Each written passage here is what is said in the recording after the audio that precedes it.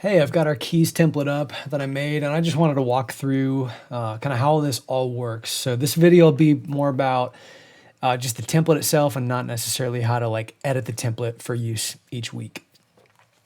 So this file is located in Dropbox, ECC Ableton, ECU keys, and then here is the template, which I think this is the one that we don't edit, and then keys live is the one that's on the desktop, I think.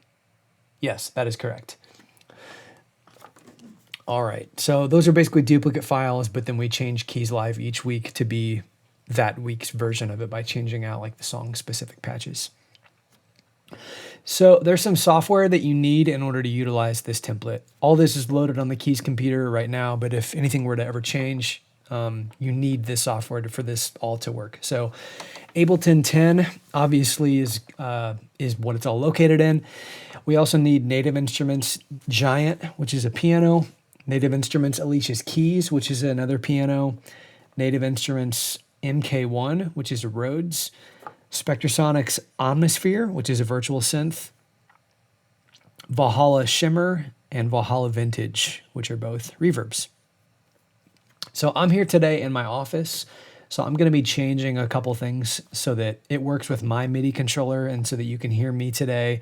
So this is a tiny bit different than how it's utilized on the stage. So I'm going to change this.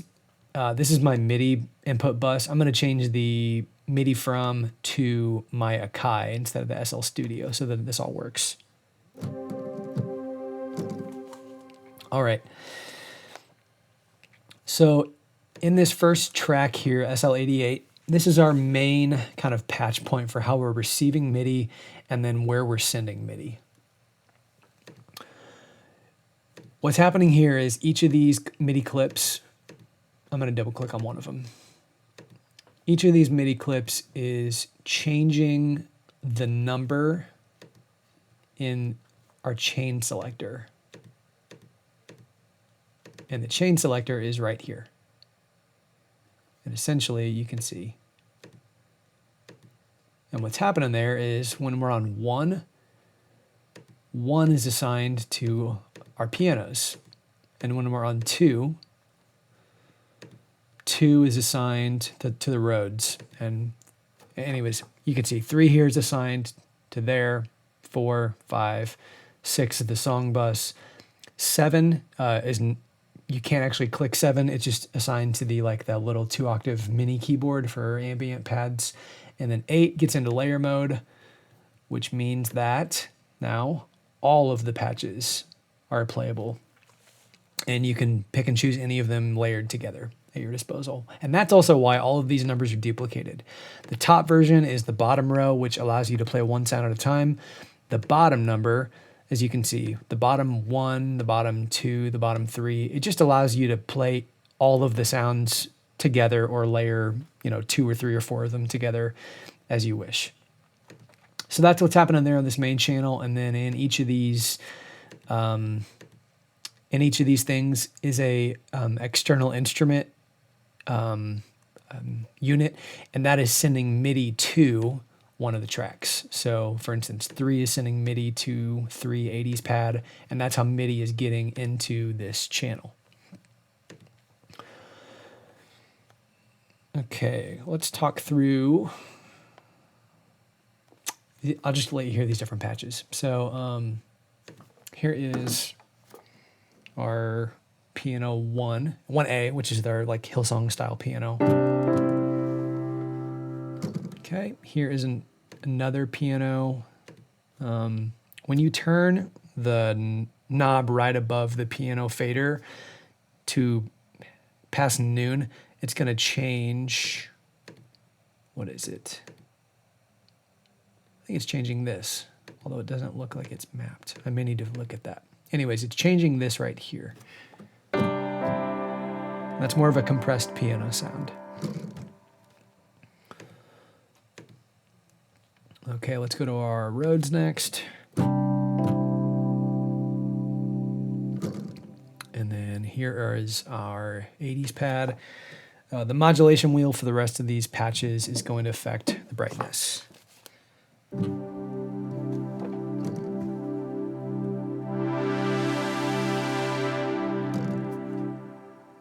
Here is just the one called pad.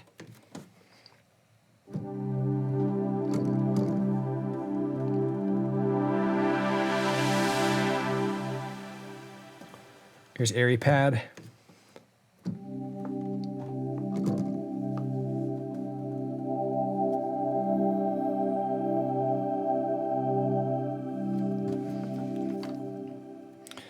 And we'll get into some of the song-specific ones, even though these change out every week. So let's see, this one is First Love. And then this one here would be Great Are You, Lord.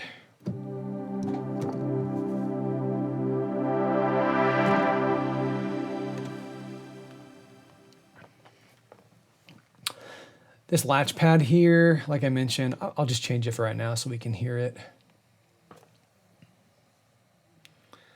Okay, I'm gonna solo it out.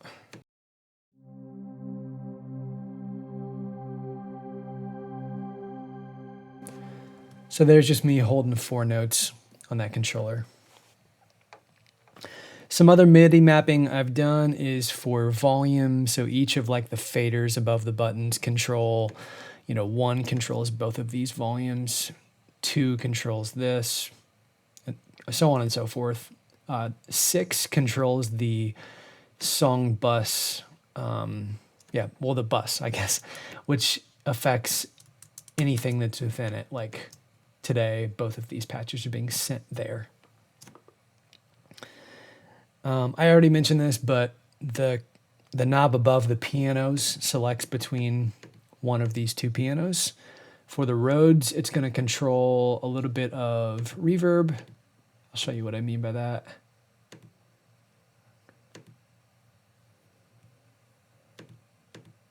Okay, so I think what's happening with the Rhodes is here's the wet version, and then here's the dry version.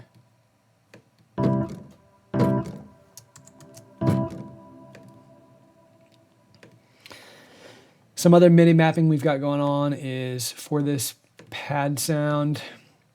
There's like a fast and a slow attack and release thing that's happening.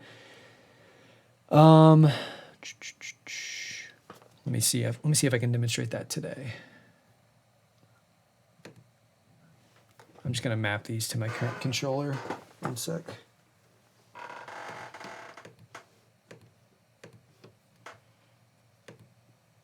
Okay. I'm gonna turn up the brightness too.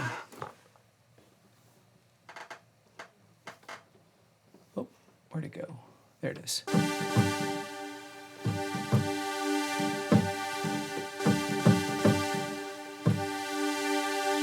So you can hear if it's this way, there's a fast attack. This way is a pretty slow attack. That's what that's doing. We also have on the master bus, I'm sorry, I messed that up. Where's it at? Here, we've got our low pass filter. I'm gonna map these 2.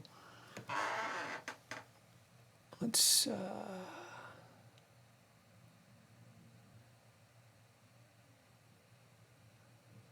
oh, there it is.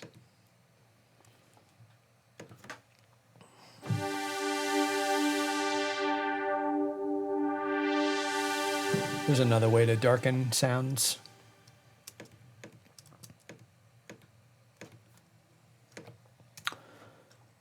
And then on the master bus, I've got 2 different mappings. Just 1 second. Here's for a reverb.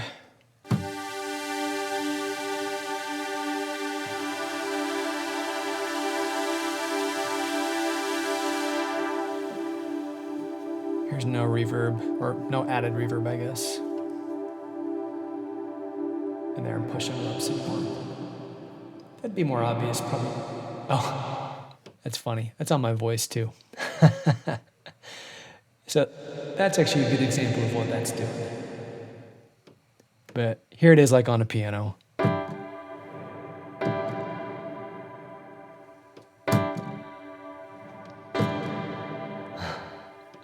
It's funny. I can't wait to hear what the shimmer sounds like.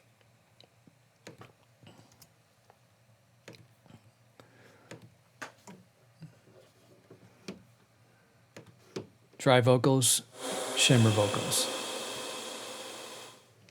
Here's the piano.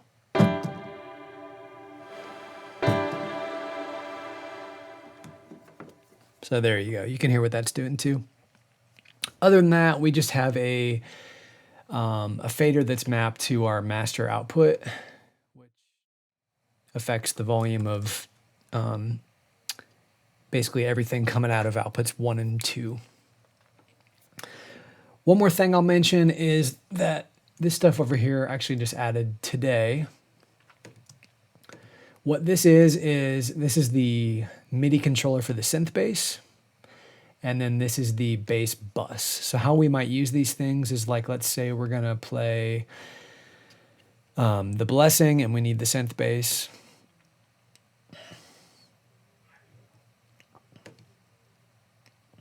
That would be mapped to here. And we would send, we'd send MIDI to it. And I guess, you know what, I'll talk about that in another video. But hopefully this explained the template and kind of what you need, how it works, and hopefully this all makes sense. See ya.